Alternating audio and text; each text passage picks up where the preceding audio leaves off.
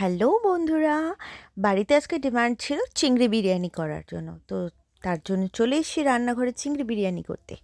তো সেই রেসিপিটাই তোমাদের সাথে শেয়ার করব। দেখছো কড়াই গরম করে আমি সাদা তেল দিয়ে দিয়েছি, আর তার সাথে একটুখানি দেব ঘি।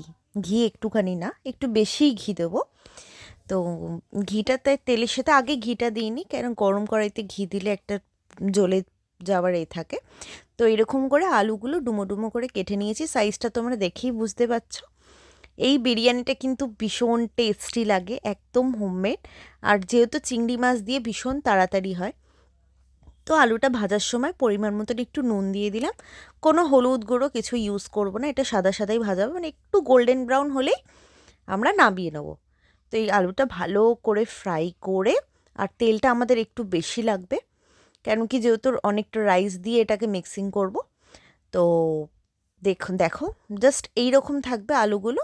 আবার বেশি লাল হয়ে গেলেও আলুগুলো দেখতে বাজে লাগবে, সেই জন্য এইরকম অবস্থায় নামিয়ে নিলাম। এরপরে দেবো এক এক করে গরম মশলা, গোটা গরম মশলা দেবো কটা। এর মধ্যে এই বিরিয়ানিটা বানাতে গেলে ভীষণ ইজি, যারা মানে তোমরা শর্টকাটে কিছু বানাতে চাও এইটা ট্রাই করতে পারো, ভীষণ তাড়াতাড়ি হয়ে যায় আর বেশি কিছু লাগেও না। ভিডিওটা পুরো দেখো, বুঝতে পারবে তাহলে। তো আমার মনে হলো তেলটা এর একটু লাগবে, সেই জন্য যেহেতু আমি যে কোয়ান্টিটি বানাচ্ছি, তো পেঁয়াজ দিয়ে দিলাম। পেঁয়াজটা মোটামুটি আমি বড় সাইজের 3টে পেঁয়াজ কেটেছি। আর আজকে আমি 2 কৌটো চালের রাইসের বিরিয়ানি বানাবো। তো পেঁয়াজটা ভালো করে ফ্রাই করে নেবো, মানে অনেক ফ্রাই করব তা না, নর্মাল একটা গ্রেভি বানানোর মতন যেরকম আমরা ফ্রাই করে থাকি। তার সাথে দিয়ে দিলাম আদা রসুন পেস্ট। পেস্ট যেহেতু আমার বেশি লাগবে না, সেই জন্য আমি রেডিমেড পেস্ট ব্যবহার করেছি। তোমাদের কাছে ঘরে বাটা ফ্রিজে থাকলে সেটাও ইউজ করতে পারো। আমি রেডিমেড কেন, এটা বেশি মানে বেশি পেস্ট দেবো না, কেন একটা উগ্র গন্ধ হয়ে যায় বলে। তো ভালো করে এটা আগে একটু তেলের সাথে ফ্রাই করে নিয়ে চিংড়ি মাছগুলো এবার দিয়ে দেবো। চিংড়ি মাছগুলো আমরা আগে থাকতে ফ্রাই করব না, আমি সচরাচর চিংড়ি মাছ আগে থাকতে ভাজি না, কেন কি ভেজে রাখলেই কিরম একটা শক্ত শক্ত হয়ে যায়, রাবার রাবার টাইপের। তো আমি এই পজিশনে চিংড়ি মাছটা দিয়ে দিয়েছি পেঁয়াজ ভাজতে ভাজতে, কেন কি এই সময় দিলে চিংড়ি মাছটা ভীষণ নরম আর সফট হয়ে থাকে। চিংড়ি মাছটা দিলাম বলে একটু নুনও দিয়ে দিলাম তার সাথে। এবার মশলা বলতে আমি যা যা ইউজ করব এখানে, শুধু কাশ্মীরি মির্চ আর বিরিয়ানি মশলা, আর পরে দেবো একটু গরম মশলা আর টক দই। ব্যাস, এই যে দেখলে সানরাইজের বিরিয়ানি মশলাটা, এইটা আমি ইউজ করি। এটা ভীষণ ভালো। এটা শুধু চিংড়ি বিরিয়ানি আজকে বানাচ্ছি বলে না, আমি চিকেন বিরিয়ানি বানাই তাতেও এটা দিই, মাটন বিরিয়ানি বানালে তাতেও এটা দিই, মানে এটা ভীষণ ভালো। তো বিরিয়ানি মশলা দিয়ে দিলাম গোটা একটা প্যাকেট, আর এখানে কাশ্মীরি মির্চ দিয়ে দিলাম, আর একটু গরম মশলা গুঁড়ো দিয়ে ভালো করে এটাকে কষিয়ে নেবো। চিংড়ি মাছ তো তোমরা সবাই জানোই বেশিক্ষণ লাগে না কষাতে, একটুখানি মানে হলেই হলো আর কি, মশলাটা ভালো করে কষলেই হলো, মাছটা ম্যাটার করে না। এরপরে দিয়ে দেবো একটু টক দই, অল্প একটু টক দই ইউজ করব, বেশি আমার লাগবে না, সেই জন্য এই দেখো অল্প একটুখানি টক দই নিয়ে ভালো করে কষিয়ে নিলাম। তোমরা কিন্তু অবশ্যই বাড়িতে ট্রাই করো। দেখো আমি কোনো প্রফেশনাল মানে শেফ না, আমি যেরমভাবে সচরাচর ঘরে বানাই জাস্ট সেইটুকানি তোমাদের সাথে শেয়ার করলাম। এবার এই চিংড়ি মাছ কষিয়ে এবার ভালো করে ওই ভাজা আলুগুলো ওর সাথে মিক্সড করে দেবো।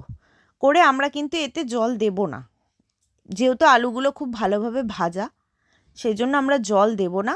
এতে একটুখানি কেওড়া জল আর গোলাপ জল দিলাম, দিয়ে ভালো করে মিক্সড করে এবার একটা এয়ারটাইট চাপা দিয়ে দেবো আলুগুলো বয়েল হওয়ার জন্য।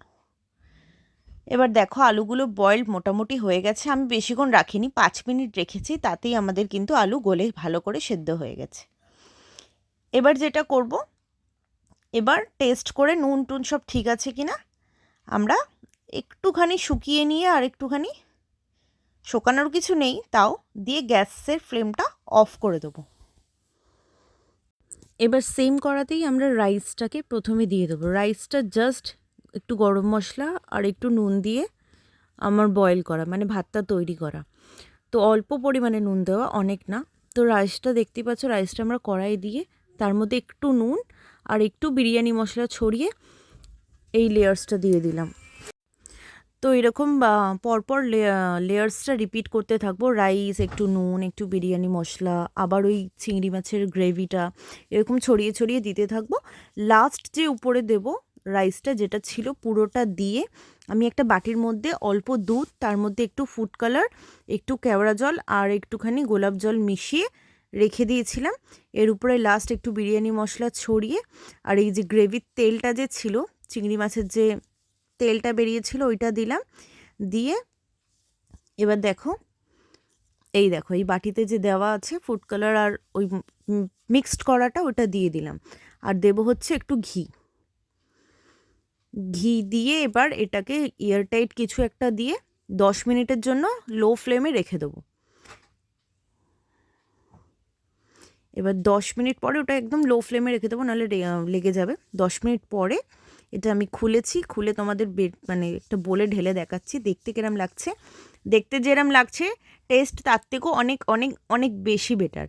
কেমন লাগলো ভিডিওটা? যদি ভালো লেগে থাকে অবশ্যই একটা লাইক করে যেও।